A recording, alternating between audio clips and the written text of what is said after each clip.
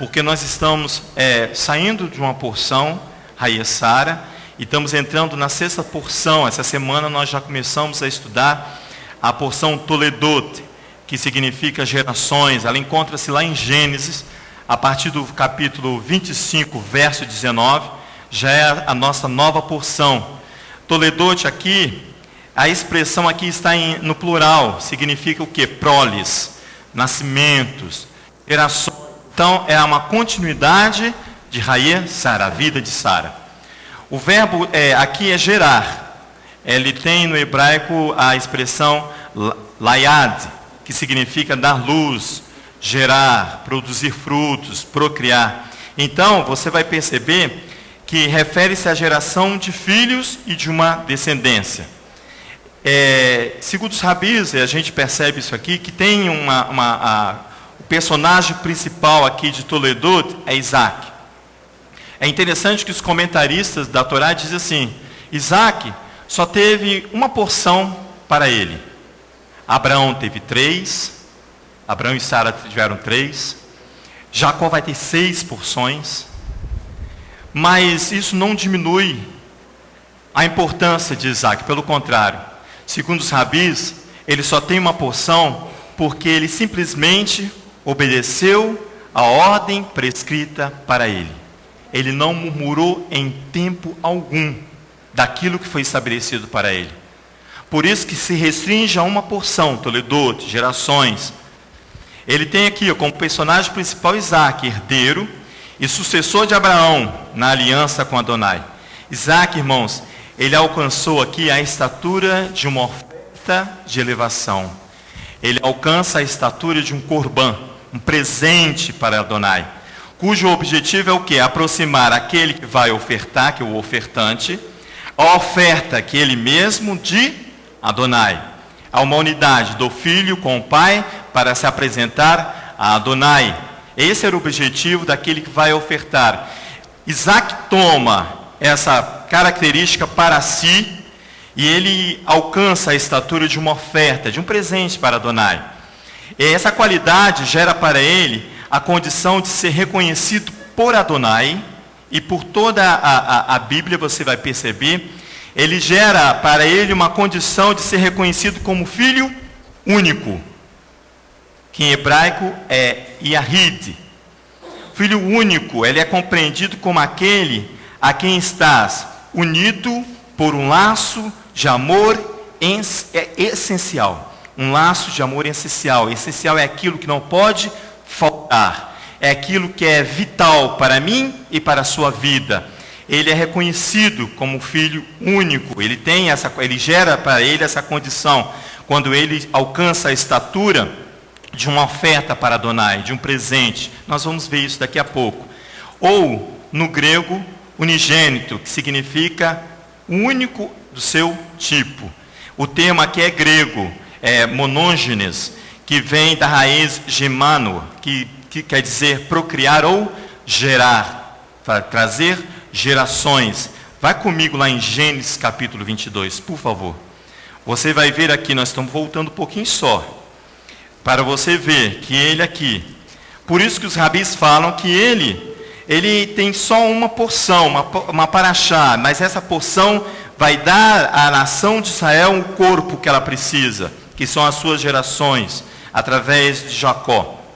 Diz aqui, no capítulo 22 de Gênesis, nós lemos isso desde a 4ª porção, nós estamos lendo esse texto aqui, porque ele é importante demais para nós. No capítulo 22, no verso 2 de Gênesis, diz assim: então, disse Elohim, toma o teu filho, o teu único filho, diz ele, Isaac, a quem amas, aí vai à terra de Moriá, e oferece-o ali, em holocausto sobre os montes, que te mostrarei.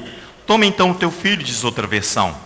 É teu único filho, aquele que amas, Isaac, Lerá, vai por ti, em terras de Moriá. Lá, falo subir em holocausto, num dos montes que eu lhe disser. Aqui você vê que, tanto a expressão de filho único, como filho unigênito, aquele que vai expressar um laço de amor essencial àquele que ele se une, que é o seu pai, e vai se apresentar diante de Adonai, você vai ver que ele toma para si essa estatura de elevação, ele se eleva como um corbã para Adonai. Por isso que os rabis falam, e eu concordo com eles, que ele sobe calado, ele não murmura, ele não discute, pelo contrário, ele ajuda o seu pai a montar o holocausto. É isso que eu e você temos que fazer. Ajudar a Adonai a montar o meu e o seu holocausto, para nós nos apresentarmos, para se ver se nós possamos alcançar uma estatura de um corbã ou de uma oferta de elevação. Diz assim, olha, os dois termos, tanto como filho único, como o filho unigênito, os dois termos evocam ao Mashiach e Yeshua. Vai lá comigo em João, capítulo 1. A elevação daquele que vai se apresentar diante de Adonai, a estatura de um corbã, de um presente, para que ele seja aceito, e um cheiro agradável a Adonai. No livro, na Brit Hadashah, no livro de João, no capítulo 1, você vai encontrar aqui, a partir do verso 14, diz assim, olha, o verbo se fez carne e fez habitação entre nós, no meio de nós. Vimos a sua glória, a glória como unigênito do Pai, cheio de graça e de vontade. É a elevação como uma oferta, é o Mashiach, Yeshua. A palavra tornou-se carne, firmou sua tenda, sua habitação entre nós. Nós contemplamos a sua glória, a glória como a de um filho único, junto ao Pai, em amor essencial. Yeshua vai se unir ao Pai, em um amor único, aqui único, junto ao Pai, plena de glória, de bem-querer e de verdade. Este conceito de amor aqui pleno, irmãos, vai nortear toda a relação de submissão do servo com o seu senhor, da serva com a sua senhora, que vem norteando a vida de Sara, do filho unigênito junto ao Pai, isto é, de Yeshua com o Pai, e como nós acabamos de ler em Gênesis capítulo 22, de Isaac junto a Abraão, se apresentando ali, alcançando a estatura de um corbã, uma elevação de um amor essencial, que vai unir o Pai e o Filho a se apresentar diante de Adonai. A guimatria da palavra amor, o amor essencial, aquele que está lá em 1 Coríntios capítulo 13, que você conhece muito bem, eu e você, ali está o amor essencial. A guimatria da palavra amor no hebraico, a Rava, ela tem o número 13. O número 13 é a guimatria, é o significado do termo da palavra amor, vai dar a junção das letras, dá o número 13. Equivale a metade do valor atribuído ao nome de Adonai. Então, quando eu me aproximo daquele que é o ofertante, eu como oferta, quando eu me aproximo junto do meu Pai, em amor, o meu amor com o amor do meu Pai vai dar o valor exatamente do nome divino, do nome de Adonai. Esse é o amor entre duas pessoas, entre pai e filho, entre um homem e uma mulher, um amor sincero, um amor essencial para gerar vida, sejam eles amigos, sejam pais, sejam irmãos. É esse amor que vai nortear a submissão do servo, que você vai ver comigo aqui em João mesmo, no capítulo 5. Esse conceito de unigênito, que vai unir o Pai com o Filho. Vai lá comigo no capítulo 5 de João, para você ver. Para nós entrarmos na porção Toledot, que vai gerar filhos, mas tem que gerar filhos em unidade com o Pai, em amor, um amor essencial, para que o filho possa se apresentar e alcançar a estatura de um cordeiro, de um corbã, de um presente para Adonai, para que eu e você possamos ser aceitos diante de Adonai.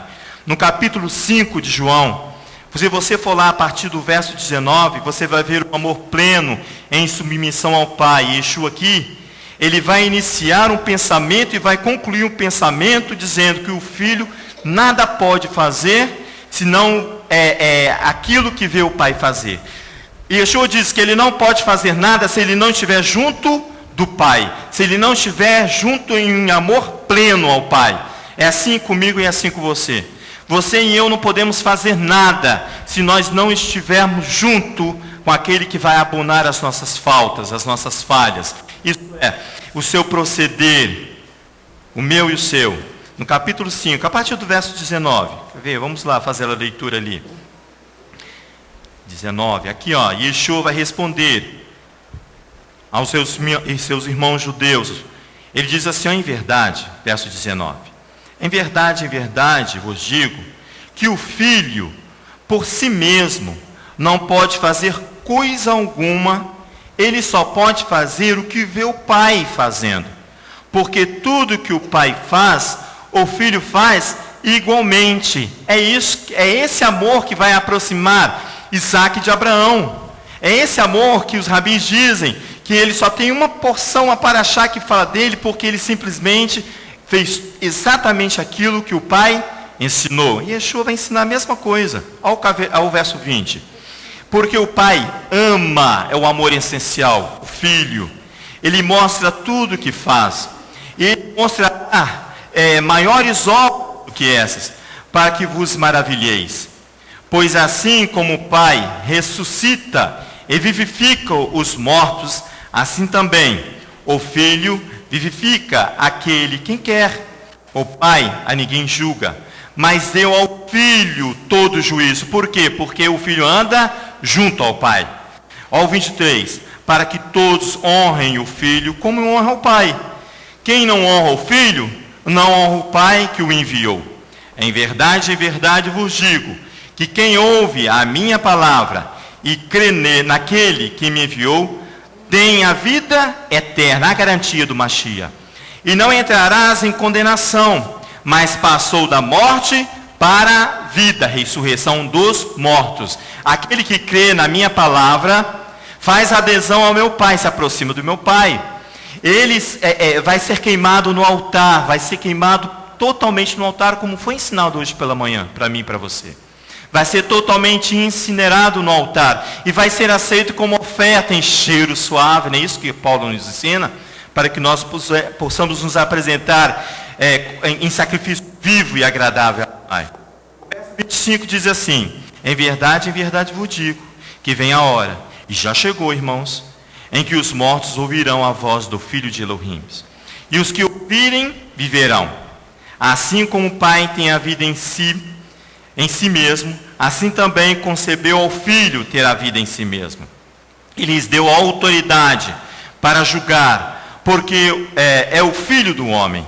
Não vos maravilheis disso, pois vem a hora em que todos os que estão nos sepulcros, todos aqueles que estão mortos, ouvirão a sua voz e sairão. E os que fizerem o bem sairão para a ressurreição da vida. E os que fizerem e praticarem o mal para a ressurreição da condenação.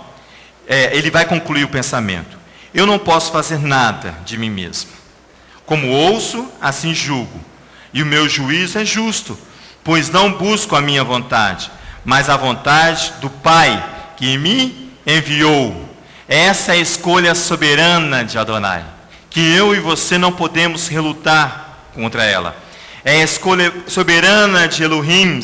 Essa escolha é baseada no amor essencial. É o amor que vai aproximar o Filho do Pai e vai alcançar a estatura de um Filho único, de unigênito de Adonai. É isso que acontece aqui com ele. A escolha soberana de Elohim é baseada nesse amor. Se você for comigo, virar um pouco as páginas da sua Bíblia, vai lá em Romanos, no capítulo 9, para você ver como é que Paulo vai orar e vai ensinar aos romanos aqui, ensinando a mim e a você, sobre o Mashiach, sobre a verdade que há nele. Diz assim no capítulo 9, a partir do verso 1. No Mashiach, digo a verdade, diz Paulo, não minto. Ao verso 2, que tenho grande tristeza e contínua dor no meu coração, pois eu mesmo desejaria ser separado do Mashiach por amor dos meus irmãos, diz Paulo. Eu gostaria sim de ser separado do meu Mashiach por amor dos meus irmãos. Mas aqui, o que pesa aqui vai ser o amor essencial. Aqui, ó. E ele vai fazer, olha, dos meus irmãos que são os meus compatriotas, segundo a carne, são israelitas, pertencem à adoção de filhos, à glória, às alianças, à Torá, o culto e as promessas. Deles são os patriarcas Abraão, Isaque e Jacó. Está vendo? E deles descende quem? O Mashiach, que segundo a carne, o qual é sobre todos, Elohim bendito eternamente. Amém. Não que a palavra de Elohim haja falhado, irmãos, pois nem todos os que são de Israel são israelitas. Nem por serem descendência de Abraão, são todos seus filhos. Pelo contrário, em Isaque será chamada a tua descendência, uma escolha soberana de Adonai para aquele que se aproxima de Adonai. Assim ensinou o Mashiach. Ao verso 8, isto é, não são os filhos da carne que são os filhos de Elohim, mas os filhos da promessa são contados como descendência de Abraão. Ele diz aqui no verso hoje, ó, não são os filhos da carne que são chamados filhos de Abraão. Nem todos eles. Diz assim, olha, mas os filhos da promessa, aquele que se aproxima de Adonai para alcançar um amor essencial. Põe o seu dedo aí e volta só um pouquinho a sua página, no capítulo 8 de Romanos, para você ver essa questão de não são os filhos da carne somente que são os filhos de Elohim, de Abraão. Olha, ele vai reforçar isso aqui, ó, no capítulo 8 de Romanos. Ele diz agora, ó, aqui no verso 1 mesmo, ele diz assim, ó, portanto, agora nenhuma condenação há para os que estão no Mashiach Yeshua, amém, que não andam segundo a carne, mas segundo a descendência gerada quando você e eu nos aproximamos de Adonai, em espírito e em verdade. Quando eu e você alcançarmos a estatura de um corban, de um sacrifício, de um presente para Adonai, não segundo a carne, mas segundo o Espírito, porque a Torá, porque a lei do Espírito de vida, em no Mashiach, livrou-me da lei do pecado da morte. Pois o que era impossível à lei, visto que estava enferma pela carne, estava enferma pela prática da carne que o homem tenta estabelecer sobre a Torá.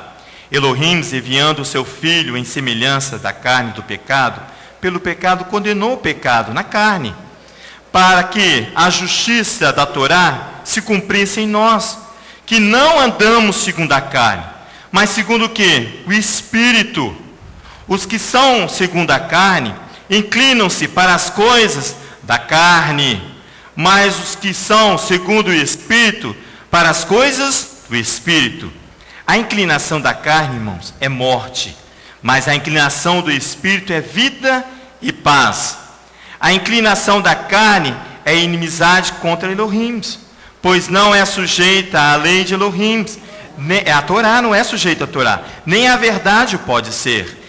É um conflito que Paulo lá em Gálatas vai ensinar. Eu acho que é no capítulo 5, se eu não me engano, que ele ensina que a carne milita contra o Espírito. É um conflito aqui, intenso, que é a inclinação da carne, a inimizade com Elohim. Ao verso 8. Portanto, os que estão na carne não podem agradar a Elohim. Os que estão na carne não podem ser ofertados como sacrifício perfeito a Adonai.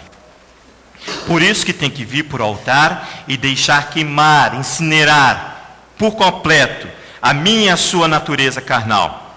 Vós, porém, não estáis na carne, mas no Espírito, se é que o Espírito de Elohim habita em vós.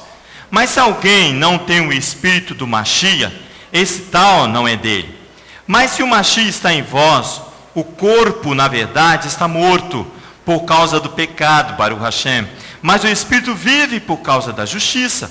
Se o Espírito daquele que dentre os mortos ressuscitou a Yeshua habita em vós, aquele que dentre os mortos ressuscitou o Mashiach Yeshua, vivificará também os vossos corpos mortais, pelo seu Espírito que em vós habita.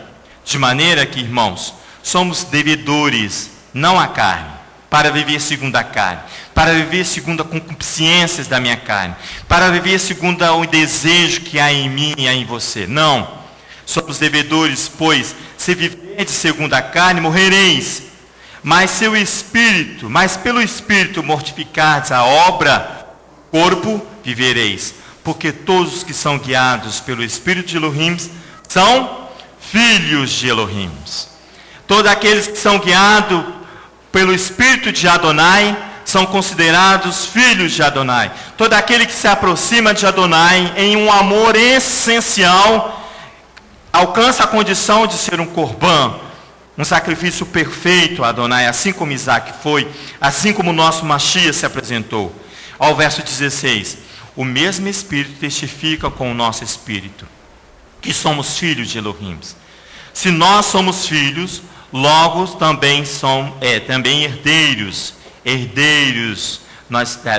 das gerações, aqui, nós fazemos parte das gerações, herdeiros de Elohim e co-herdeiro com Mashiach. Se é certo que com ele padecemos, para que também com ele sejamos glorificados. A glória do Filho junto ao Pai. A glória do Filho junto ao Pai. Essa é a promessa para mim e para você. Aqui, volta lá no capítulo 9 que nós estávamos lendo, para nós concluirmos isso aqui. Aqui, a partir do verso 9. Diz assim, olha: pois a palavra da promessa é esta: por esse tempo virei, e Sara terá um filho. A promessa. Ela usufruiu dessa promessa, irmãos. Que coisa maravilhosa. Ela usufruiu do direito da Torá. Não somente esta, mas também Rebeca, quando concebeu de um só Isaque, nosso pai. Contudo, não tendo eles ainda nascido, nem tendo feito bem ou mal. Verso 12, foi-lhe dito a ela: o maior servirá ao menor. Como está escrito: amei a Jacó e aborreci Esaú. Que diremos, pois? Há injustiça da parte de Elohim? De maneira nenhuma. Pois ele diz a Moisés: compadeci-ei-me de quem me compadecer, e terei misericórdia de quem eu tiver misericórdia. Assim, pois, não depende do que quer, nem do que corre, mas de Elohim que se compadece. Porque diz a Escritura a Faraó: para isso mesmo te levantei, para em ti mostrar o meu poder, e para que meu nome seja anunciado em toda a terra. Em toda a terra. Não penseis, diz Mateus no capítulo, não precisa ir lá não. Não penseis que basta dizer, temos por pai Abraão. Não basta dizer que nós temos por pai Abraão, Isaque e Jacó. Porque Yeshua diz assim, Yeshua não, João Batista. É João Batista que diz isso. Eu vos digo que desta pedra, Elohim fará suscitar filhos a Abraão. Se você não se aproximar de Adonai, se você não se aproximar da Torá, em amor essencial, aquilo que é essencial para você, que vai gerar vida para você, se você não se apresentar diante do altar e deixar de ser queimado, queimar a minha natureza e a sua natureza carnal, Abraão vai suscitar outros para filhos de Abraão, porque é uma promessa para Sara, há uma promessa para Rebeca. É isso aí. Isaac, irmãos, em submissão aos passos do pai Abraão, ele vai exercer esse compromisso de gerar descendência. Vamos lá na porção, por favor. Gênesis capítulo 25. Dar filhos, dar frutos. Ele recebe uma bênção, depois nós vamos ler essa bênção. Nós cantamos aqui, não foi isso? A bênção que ele vai dar a Jacó. É lindo demais essa bênção. Nós vamos ler daqui a pouco. Isaac em submissão aos passos do pai, ele é submisso a Abraão. Ele vai exercer esse compromisso aqui no capítulo de 25 de Gênesis, a partir do verso 19. Eu nem cheguei lá, peraí. 25, 19. Aí aqui começa a porção do Toledot. Ele diz assim, são estas as gerações de Isaac, filho de Abraão. Abraão gerou Isaac. Isaac tinha 40 anos, como tomou por mulher Rebeca, filha de Betuel, o arameu de Padã Arã, e irmã de Labão, arameu. Isaac orou insistentemente ao Eterno por sua mulher, porque ela era estéril. O Eterno ouviu as suas orações, e Rebeca, sua mulher, concebeu. Isaac aqui ora, porque havia em Rebeca uma incapacidade de gerar filhos. Isaac vai orar por sua esposa, Rebeca, porque havia nela uma incapacidade de gerar, de conceber. A esterilidade nela, habitava nela. Essa esterilidade física de Rebeca, ela é verdadeira, ela é real, ela existe. Porque havia sobre Isaac, havia sobre Isaac uma promessa, e ele não podia simplesmente olhar a condição de Rebeca e aceitar. Ela vai ter que seguir os passos de ele vai ter que seguir os passos de Abraão. Há uma promessa aqui para Isaac, uma promessa, e há uma promessa sobre Rebeca também. Há uma promessa sobre Isaac e há uma promessa sobre Rebeca. Ela recebe lá em Gênesis capítulo 24. Vai lá só um pouquinho para nós. Segura aí 25, mas vai no 24, é pertinho. Olha aí no verso 60, para você ver se não havia sobre ela. Abençoar, eles vão abençoar a irmã Rebeca. A minha irmã, a sua irmã, a nossa patriarca. Matriarca. Diz assim no verso 60. Abençoar a Rebeca e lhe disseram: irmã nossa, se tu a mãe de milhares, e que a tua descendência possua a porta dos seus inimigos, há um direito sobre ela também, que ela vai ter que usufruir. A porta, aqui ó, descenderam de ti milhares de miríades, diz outra versão, e herde a sua semente, a sua geração, a porta dos que desgostarem dela. A esterilidade aqui de Rebeca, ela só deixa o seu estado físico e real aqui, quando Isaac ora insistentemente diante de Elohim. Não foi somente um sacrifício da manhã e um da tarde. Ele vai orar durante 20 anos. Isaac vai orar durante 20 anos para reverter o estado físico real de esterilidade de Rebeca, porque havia sobre ele uma promessa, e ele é aquele que se apresentou diante de Elohim como um cordeiro perfeito, um corbã diante de Adonai. Ele vai utilizar a ferramenta do pai Abraão, que é a fé. Ele vai clamar dos rabis, aquele que tem poder de trazer à existência aquilo que não existe. Ele vai clamar aquele que tem o poder de trazer à existência aquilo que ainda não existe. Diz Paulo em Romanos no capítulo 4. Clama a existência daquilo que não existe. Rebeca vai conceber. Rebeca vai conceber. Ela vai gerar gêmeos. E vai haver uma movimentação no ventre de Rebeca. Vai lá para você ver. Vai lá, volta lá no capítulo 25. Para você ver. Uma movimentação vai haver ali no ventre de Rebeca. Léo, pode falar. Antes de você falar sobre toda essa movimentação, sim, é interessante aqui notar que há dois significados aqui, quando ele ora insistentemente, Isaac. Esse orar insistentemente é interceder e trazer sobre si uma sobrecarga. É um peso enorme. Trazer sobre si uma sobrecarga. Quando nós estamos com a tarefa nas mãos para realizá-la, para conquistar diante de Adonai uma benção. Uma promessa. Uma promessa que aqui era a obrigação de Rebeca gerar para ser mãe de milhares e milhares. Ele entende, o seu marido entende isso. Então ele intercede. E essa intercessão traz sobre ele uma sobrecarga. Amém. Imagina uma sobrecarga. Sim. É algo além daquilo que você pode suportar, para que você possa obter a bênção de ser participante dessa bênção da Torá, da promessa. Ele traz sobre ele uma sobrecarga. Nós não queremos essa dificuldade. E Isaac obedeceu isso rigidamente em prol da sua esposa, até que Elohim a sancionasse, julgasse aquela questão da esterilidade. Entendi. Maravilhoso. Agora me fez lembrar Isaías capítulo 33. Quem habitará com fogo consumidor? Quem suportará essa carga? Quem suportará? Lá, não precisa ir lá não que eu vou ler para vocês. Isaías, o profeta Isaías, no capítulo 33, ele fala assim, quem dentre nós habitará com fogo consumidor? Quem dentre nós habitará com as labaredas eternas?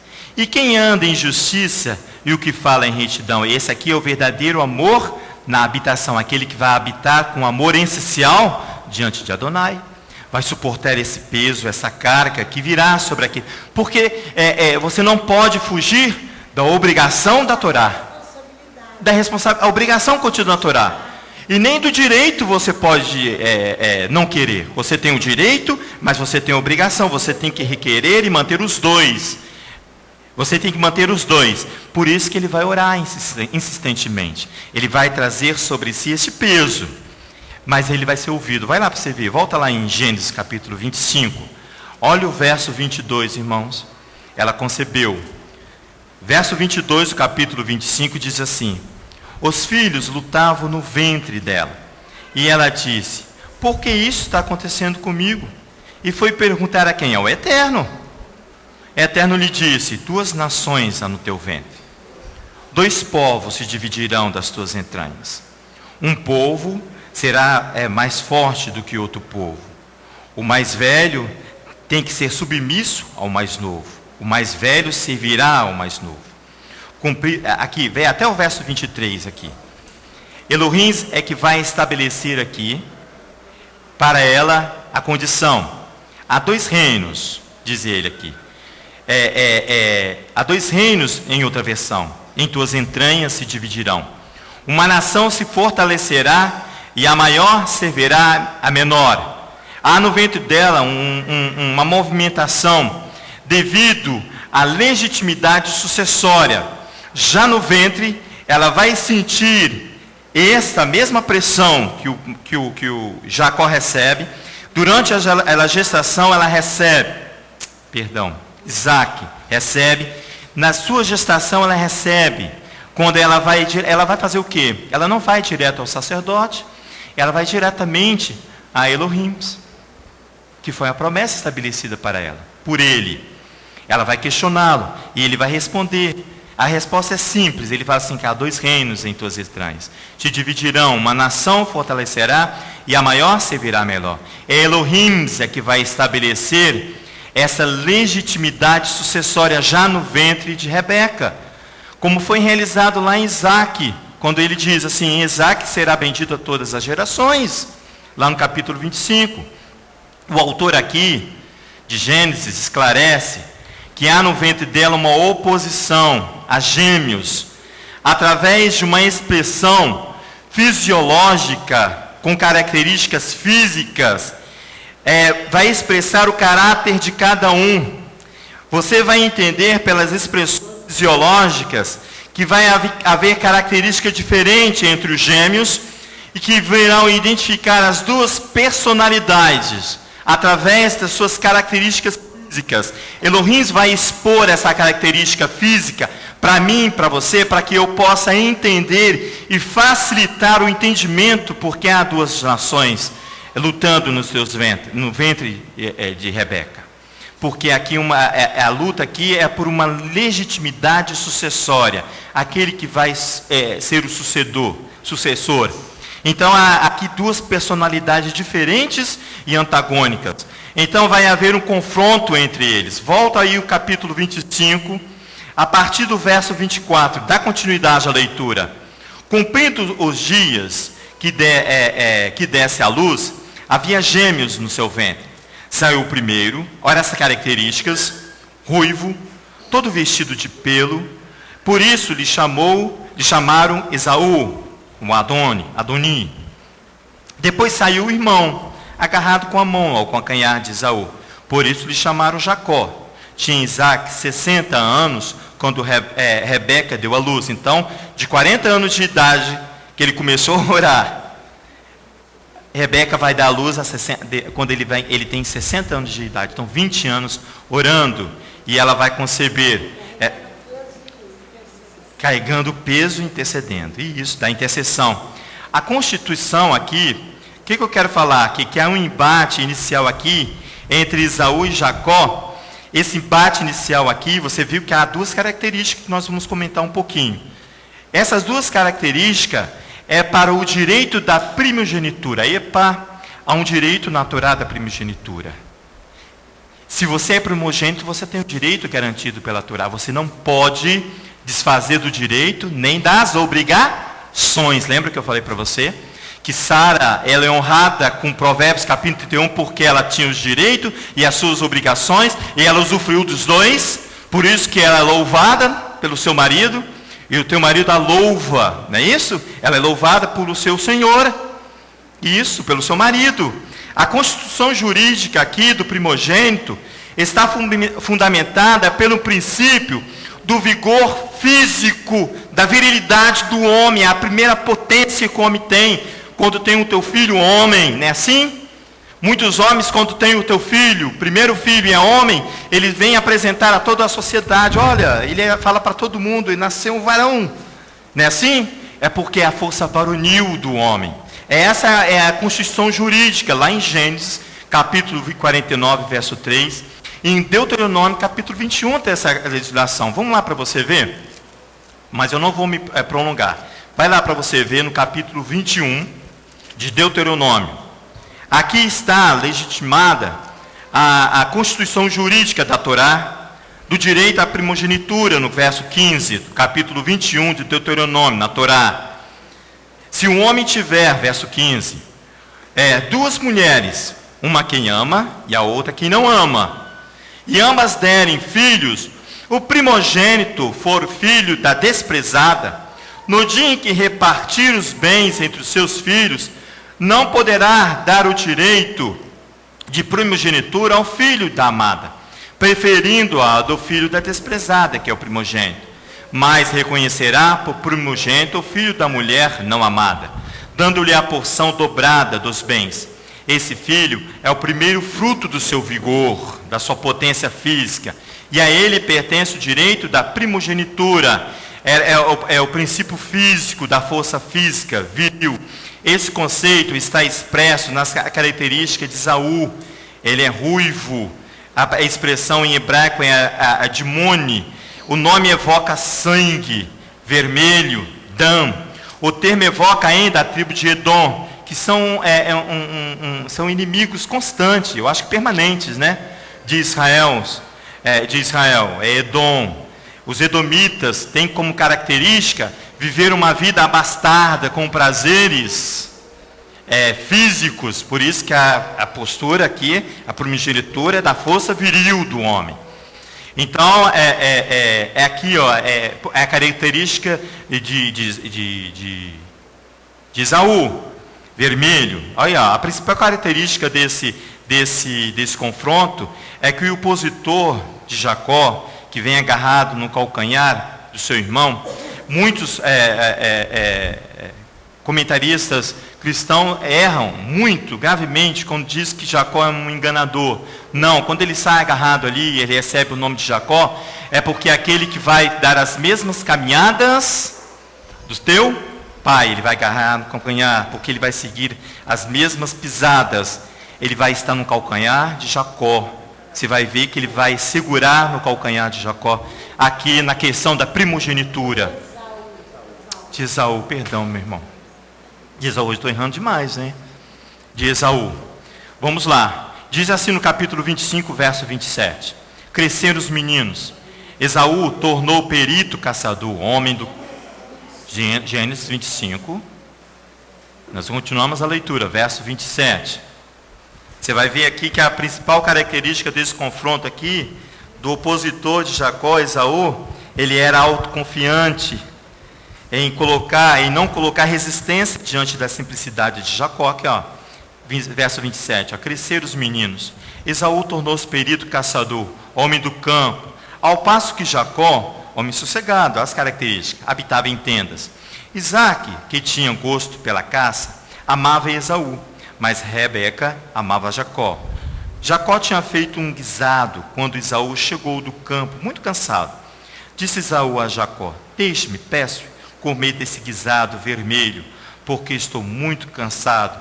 Por isso chamou Edom. Você vê aqui que Esaú vai se tornar um opositor aqui, e ele não vai colocar nenhuma resistência diante da simplicidade de Jacó, e vai desprezar o direito da primogenitura.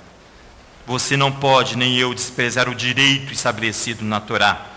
Disse Esaú a Jacó: deixe-me, peço, comer desse guisado. Ao verso 31, disse Jacó: vende-me primeiro o direito de primogenitura. Respondeu Esaú: estou a ponto de morrer. Logo, para que me servirá o direito de primogenitura? Então disse Jacó: jura-me primeiro. Ele jurou e vendeu o direito da primogenitura a Jacó. Jacó deu a Esaú pão e o guisado de lentilhas. Ele comeu e bebeu, e então se levantou e saiu. Assim desprezou Esaú o direito da primogenitura. O autor de Hebreus conceitua essa ação aqui de Esaú como profana. Recusar um direito estabelecido na Torá. Se você recusa esse direito, você está profanando aquilo que foi estabelecido pelo seu Adonai, pelo meu e seu Adonai. Vai ver isso lá em Hebreus capítulo 12 para você ver. Vender o direito de primogenitura estabeleceu sobre Esaú a qualificação de profano. Aí o primogênito não é daquele que é a força viril. Não é para Adonai, não. Para Adonai vai ser aquele que se aproximar em amor essencial. Aquele que tiver a qualificação de se apresentar como um cordeiro perfeito diante de Adonai. É esse. Vamos lá em Hebreus. Eu não fui ainda, peraí. Hebreus 12. Isso. É o fraco que se torna mais forte. Esse comentário da pastora. É isso mesmo. Perfeito. No verso 14 diz assim, olha, 2 alianças. Capítulo 12 de Hebreus. Segui a paz com todos e a santificação. Por quê? Sem a santificação ninguém verá o eterno. Tende cuidado que ninguém se prive da graça de Elohims, e que de nenhuma raiz de amargura brotando vos perturbe, e por ela muitos se contaminem. Ninguém seja devasso ou profano, como foi Esaú, que por uma refeição vendeu o direito da Torá, o direito estabelecido da Torá, o direito de primogenitura. Quando eu e você chegamos ao ponto de desprezar esse direito, é porque não há em nós condição alguma de se ofertar diante de Adonai como sacrifício perfeito.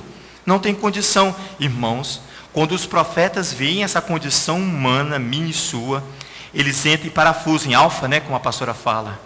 Eles vão à loucura, os profetas.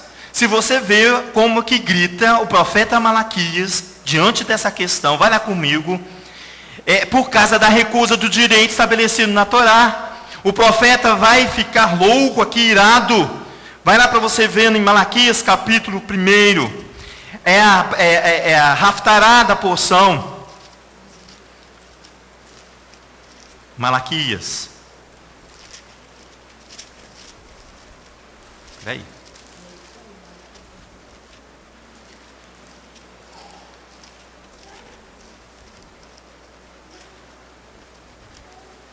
Capítulo 1. Diz assim, olha, do verso 1 em diante, diz assim, um oráculo. A palavra do Eterno a Israel, por intermédio de Malaquias. Olha que o Eterno diz ao profeta. Eu vos amei, diz o Eterno. Eu tive em ti um amor essencial, diz Adonai. Eu vos amei, diz o Eterno. Mas vós dizeis, em que vos amaste? Não foi Esaú, irmão de Jacó, diz o Eterno. Todavia amei Jacó, e aborreci Esaú. E fiz dos seus montes uma desolação, e dei a sua herança aos chacais do deserto. Ele começa a falar, a gritar, por causa do direito desprezado da primogenitura. Olha o verso 4. Ainda que Edom, que é Esaú, diga, empobrecidos somos, porém tornaremos a edificar os lugares desertos. Assim diz o Eterno dos exércitos, eles edificarão, e eu destruirei. Edom será chamada a terra da impiedade. Lembra que nós oramos muito tempo? Manda a cabeça do príncipe da impiedade, jogue pelos muros a cabeça do príncipe da impiedade, para que cesse a contenda. Diz aqui, olha aqui, ó, o povo contra quem o Eterno está irado para sempre. Olha o verso 5, os vossos olhos o verão, e direis, o Eterno é engrandecido, ainda além dos termos de Israel. O filho honrará o pai, e o servo ao seu senhor. Olha o amor essencial, se aproximar. Se eu sou o pai, onde estará a minha honra? Se eu sou o Senhor, onde está o respeito para comigo? Diz o Eterno dos exércitos, a vós, ó sacerdotes, que desprezais o meu nome, mas vós perguntais, em que desprezamos nós o teu nome? Não cumpre com seus deveres. Sabe o que é isso? É desprezo do direito e das obrigações contidas na Torá. Não cumpre com a sua obrigação, com as suas funções. Você vê que no capítulo 2 ele vai começar uma advertência aos sacerdotes aqui. Olha o verso 7. O que eu fiz? O que eu fiz, Eterno? É assim que a gente pergunta. Por que eu estou passando por isso? O que eu fiz para passar por isso? Você ofereceu sobre o meu altar pão imundo, e dizeis em que havemos profanado. Verso 7, parte B. Nisso que dizeis, a mesa do Eterno é desprezível. Quando trazei animal cego para sacrificar, isso não é mal. E quando ofereceis o coxo, ou que é doente, isso não é mal. Ora, apresento ao teu governador, terá ele agrado em ti e será favorável, diz o Eterno dos exércitos. Agora, suplicai favor a Elohim, para que se compadeça de nós, como tal oferta da vossa mão. Aceitará ele a vossa pessoa? Aceitará a minha condição e a sua condição diante do altar como sacrifício perfeito? É isso que o profeta está gritando aqui. Ao verso 10, Oxalá houvesse entre vós alguém que fechasse as portas, para que não acendesse debalde o fogo do meu altar. Eu não tenho prazer em vós, diz o Eterno dos exércitos, nem aceitarei das vossas mãos ofertas. Se continuarmos nessa condição, não aceitará. Desde o nascer do sol até o poente, ele está falando dos horários de sacrifícios. Desde o nascer do sol até o poente do meu nome será grande entre as nações. Em todo lugar se oferecerão o meu nome, incenso, e uma oblação pura, porque o meu nome será grande entre as nações, diz o Eterno dos exércitos. Mas vós os profanais, quando dizeis, a mesa do Eterno é impura, e o seu produto, isto é, a sua comida, é desprezível, quando você torna o direito e o dever escrito na Torá desprezível para você mesmo. Quando você diz que a mesa fala da comunhão. Isso. Você não... Fala no microfone, pastora, por favor. Pode falar. O tempo inteiro aqui ele está falando da mesa. Isso. E dizer isso também. Como é que é? A mesa do Eterno é impura e o seu produto, isto é, a sua comida, é desprezível. A mesa fala da comunhão. Da comunhão. E aquilo que você come na casa do Eterno, você despreza. Você despreza. Então você produz divisão, você faz confusão. Tem misericórdia, irmão, de perturbação. É isso que ele está falando. Ele diz assim no verso 3, e dizeis também que canseira, e o lançasse de desprezo, diz o Eterno dos exércitos, vós ofereceis o roubado, e o coxo e o doente, assim trazeis a oferta. Aceitarei isso da vossa mão, diz o Eterno. Maldito seja o enganador, quem tendo o animal do seu rebanho, promete e oferece ao Eterno uma coisa vil, pois eu sou grande rei, diz o Eterno dos exércitos. O meu nome é temível entre as nações. Aqui, a partir do verso 2, o profeta vai começar a exortar os sacerdotes. Aqui, por causa do quê? Porque negou o direito contido na Torá. Meu tempo está acabando.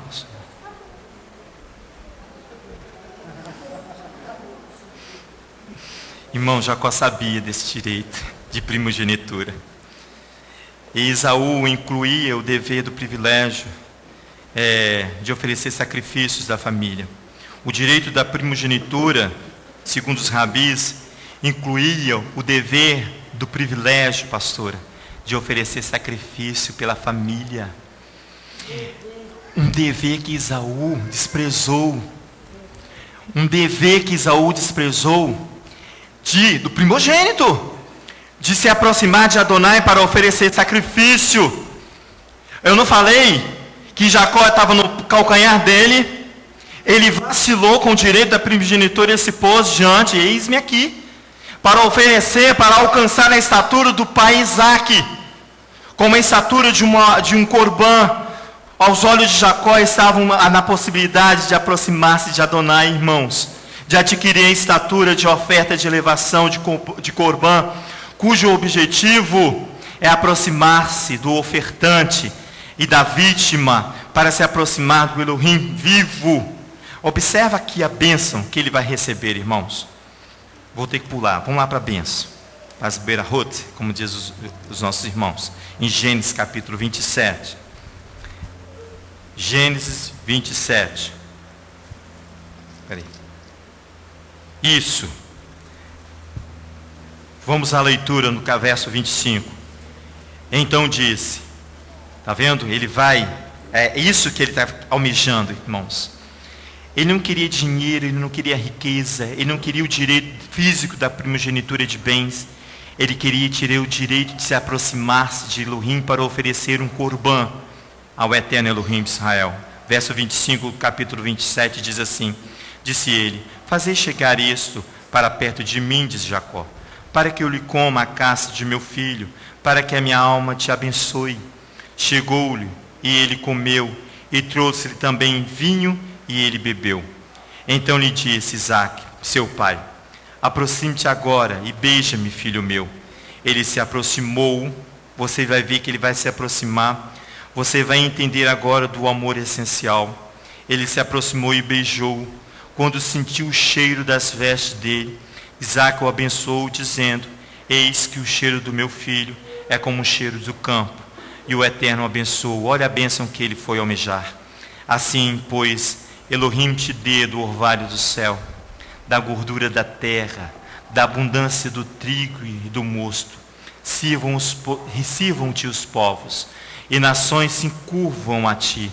Sê Senhor dos teus irmãos, e filhos da tua mãe se encurvem a ti.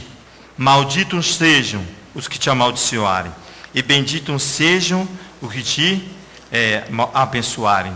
A profeta Oséias, eu não vou lá não, ele ensina que a aproximação a Adonai pertence a nós, aos nossos dias, quando ele grita e fala assim, retornai Israel para o teu Elohim, ele diz. Ele fala assim, perdoa toda a iniquidade e aceita os pronunciamentos dos nossos lábios em substituição à oferta de novilhos ao cordeiro. É isso que ele ora, o profeta Oséias, para que eu e você possamos alcançar a estatura de varões perfeitos e as mulheres, a condição de mulheres virtuosas diante da Adonai, assim como Sara, assim como Rebeca foi. Para concluir, fique de pé, irmãos. Vamos orar. O profeta Isaías, no capítulo 56, não precisa ir lá. Ele cita ali a promessa e o uso do direito da Torá por nós. Ele diz assim, o Eterno, ao profeta Isaías, no capítulo 56, no verso 7. Eu os conduzirei ao meu santo monte, e os alegrarei na minha casa de oração, na Beit Tefilá. Suas ofertas de elevação e os seus sacrifícios serão aceitos com agrado no meu altar, porque a minha casa será chamada casa de oração para todos os povos. Eterno Elohim de Israel, nós queremos te agradecer, ó Pai, por este tempo na tua presença. Perdoa, ó Pai, se eu ultrapassei este tempo, mas é um prazer incontável, Senhor Deus, incontável diante de Ti, para se aproximar de Ti, para oferecer aquilo que nós possamos ter de bom em nós, que é a Tua palavra, Pai. Que o Senhor permaneça no meio de nós, continue habitando neste lugar, e que nós possamos continuar firmes na Tua presença, e que nós não venhamos fugir das obrigações e dos deveres contidos na Torá, mas que nós possamos nos manter firmes na Tua presença, ó Pai, diante de tudo aquilo que virá sobre nós, ó Pai. Estabeleça a Tua palavra neste lugar, ó Pai, e que nós possamos usufruir dela, ó Pai, em santidade e em pureza, porque a Tua palavra diz que sem a santidade ninguém virá a Ti. Por isso, ó Pai, ordene esta Tua casa, ordene os sacerdotes da Tua casa, ordene as Tuas mulheres da Tua casa, ó Pai, para que nós possamos alcançar, ó Pai, em dignidade na Tua presença. E assim, nesta semana, nós possamos meditar na Tua palavra e andar e caminhar nos passos dos nossos pais, Abraão, Isaque e Jacó. E assim seja estabelecido o Teu querer em nossas vidas, ó Pai. Em nome de Yeshua, o nosso Messias, que nós oramos diante da Tua presença.